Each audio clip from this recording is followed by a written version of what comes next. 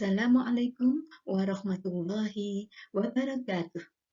Bagaimana kabar kalian? Anak-anakku kelas 6 yang hebat. Bersama PGRI Tulungagung, kita berjumpa kembali dalam video pembelajaran Cerdas Tangkas tahun pelajaran 2021-2022 semester 2.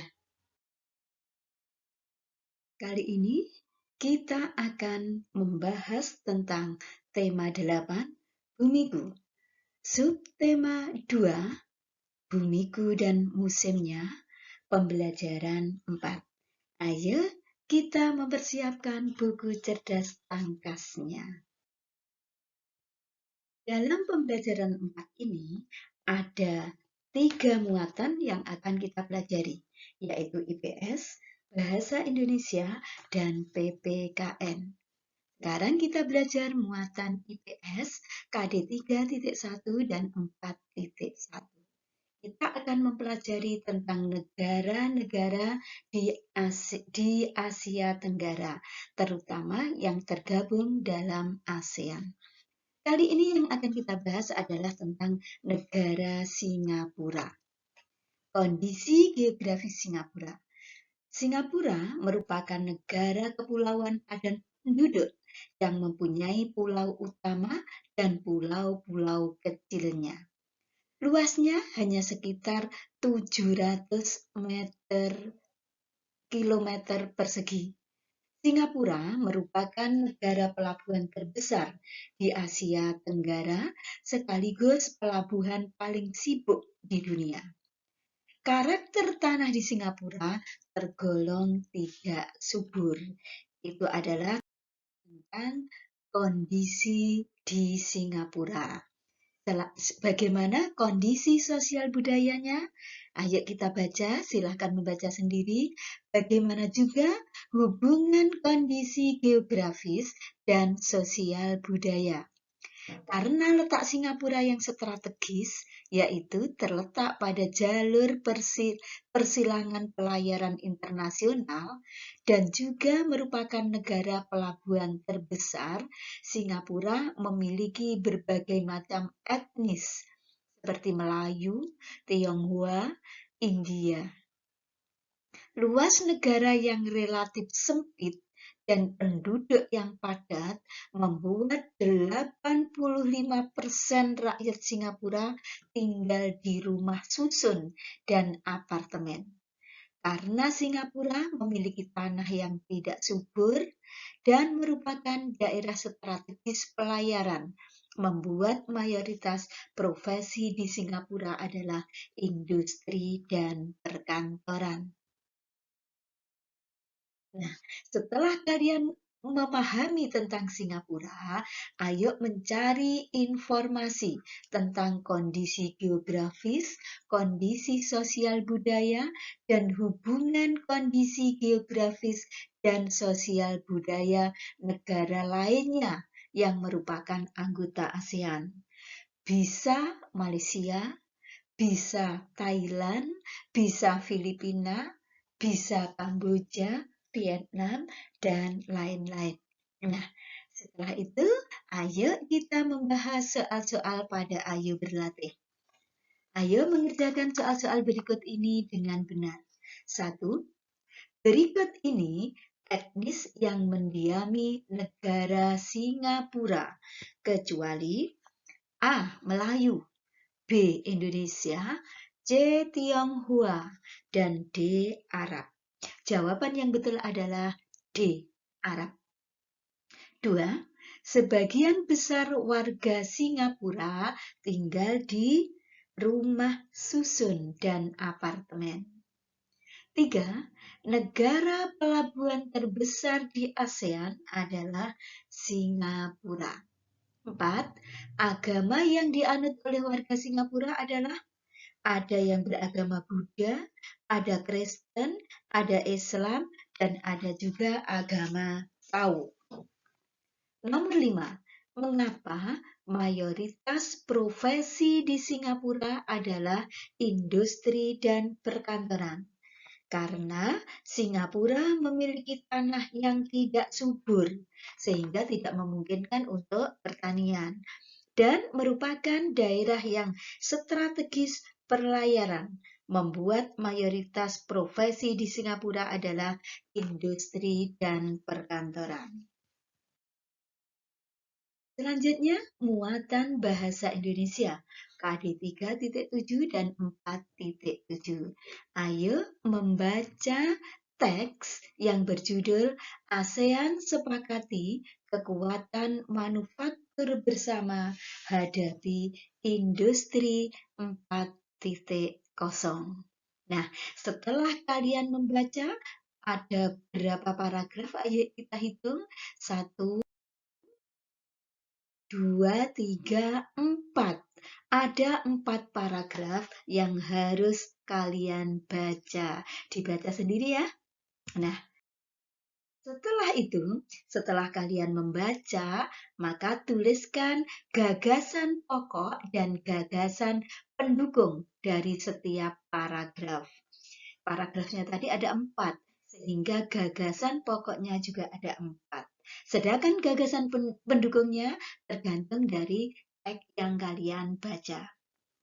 Selanjutnya kita akan berlatih menjawab pertanyaan-pertanyaan pada Ayo Berlatih. Ayo mengerjakan soal-soal berikut ini dengan benar.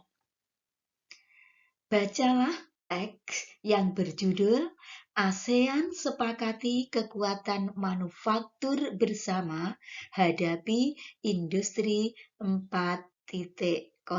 Ya, yang tadi telah kalian baca. Untuk menjawab pertanyaan-pertanyaan berikut ini. 1. Badan Pusat Statistik disingkat A. BPS, B. PBS, C. SBB, dan D. SPS. Jawaban yang betul adalah BPS, Badan Pusat Strategis. 2. Anggota ASEAN sepakat untuk melakukan kerjasama ekonomi yang komprehensif, yaitu menyeluruh. 3. Revolusi industri keempat atau disebut dengan industri 4.0. Nomor 4. Pada era industri 4.0, sektor industri mengimplementasikan otomasi dalam proses produksinya, yaitu melalui pemanfaatan tenaga robotik. Tenaga robot. 5. Tuliskan pokok pikiran pada paragraf kedua. Pada paragraf kedua, pokok pikirannya adalah di Indonesia, kelompok manufaktur tersebut telah menjalankan sistem industri 4.0. Selanjutnya, kita akan bahas muatan PPKN KD 3.2 dan 4.2. Kita akan membahas tentang makna pasal 27 ayat 2 UUD 1945. UUD 1945 telah mengatur hak dan kewajiban seluruh rakyat Indonesia, termasuk mengenai pekerjaan. Ada beberapa pasal yang mengatur hal tersebut. Salah satunya yaitu pasal 27 ayat 2. Dasar hukum mengenai pekerjaan ini perlu diketahui dan dipahami oleh segenap rakyat Indonesia. Pasalnya, pekerjaan merupakan sumber penghasilan utama untuk memenuhi kebutuhan hidup. Adapun bunyi pasal 27 ayat 2 UUD 1945 adalah tiap-tiap warga negara berhak atas pekerjaan dan penghidupan yang layak bagi kemanusiaan. Artinya, setiap warga negara Indonesia berhak untuk menyejahterakan hidupnya dengan memiliki pekerjaan yang layak. Pasal 27 ayat 2 menegaskan bahwa secara konstitusional pemerintah berkewajiban untuk menyediakan lapangan pekerjaan dalam jumlah yang cukup. Namun sayangnya, keterbatasan lapangan pekerjaan di dalam negeri menyebabkan banyak warga negara Indonesia yang mencari pekerjaan hingga ke luar negeri. Besarnya animo masyarakat untuk menjadi TKI di luar negeri memang berdampak positif dalam mengurangi angka pengangguran. Namun, itu berarti risiko kemungkinan adanya perlakuan tidak baik terhadap TKI semakin besar.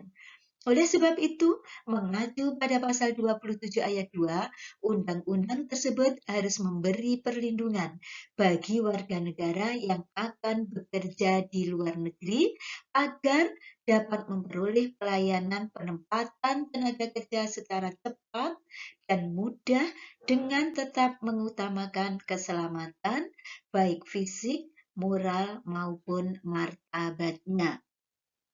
Tidak hanya TKI, hak yang diatur dalam pasal ini juga berlaku bagi pekerja di luar negeri. Hak-hak normatif yang harus diperoleh pekerja antara lain upah minimum, pesangon, perlindungan sosial, THR keagamaan, upah lembur, waktu istirahat, serikat pekerja atau serikat buruh, mogok kerja, tidak masuk kerja atau tidak melakukan pekerjaan, upah harus tetap dibayar. Hak-hak tersebut harus dipenuhi oleh suatu perusahaan sebagai bentuk perlindungan terhadap karyawannya. Dengan demikian, kesejahteraan pekerja akan terjamin dan akan semakin maksimal dalam bekerja. Nah, selanjutnya, ayo mengamati lingkungan sekitar kita. Identifikasilah kegiatan yang dilakukan oleh warga di sekitar tempat tinggalmu sebagai usaha untuk mewujudkan penghidupan yang layak. Selanjutnya kita bahas soal-soal pada Ayo Berlatih. Ayo mengerjakan soal-soal berikut ini dengan benar. 1. UUD 1945 pasal 27 ayat 2 memberi perlindungan kepada warga negara yang akan bekerja di titik-titik. A. Dalam negeri, B. Desa, C. Luar negeri, D. Kota. Jawaban yang betul adalah yang akan bekerja ke luar negeri. 2. Orang Indonesia yang bekerja ke luar negeri disebut dengan istilah TKI, Tenaga Kerja Indonesia. 3. Hak normatif harus dipenuhi oleh suatu perusahaan sebagai bentuk perlindungan terhadap karyawannya. 4. Besarnya animo masyarakat untuk menjadi TKI di luar negeri memang berdampak positif dalam mengurangi angka pengangguran. 5. Tuliskan bunyi pasal 27 ayat 2 UUD 1945. Bunyinya adalah tiap-tiap warga negara berhak atas pekerjaan dan penghidupan yang layak bagi kemanusiaan. Baiklah, demikian pembahasan tema 8, subtema 2, pembelajaran 4. Semoga bermanfaat bagi kita semua. Terima kasih, sampai jumpa di video pembelajaran berikutnya. Jangan lupa tetap semangat ya. Saya akhiri, wassalamualaikum warahmatullahi wabarakatuh.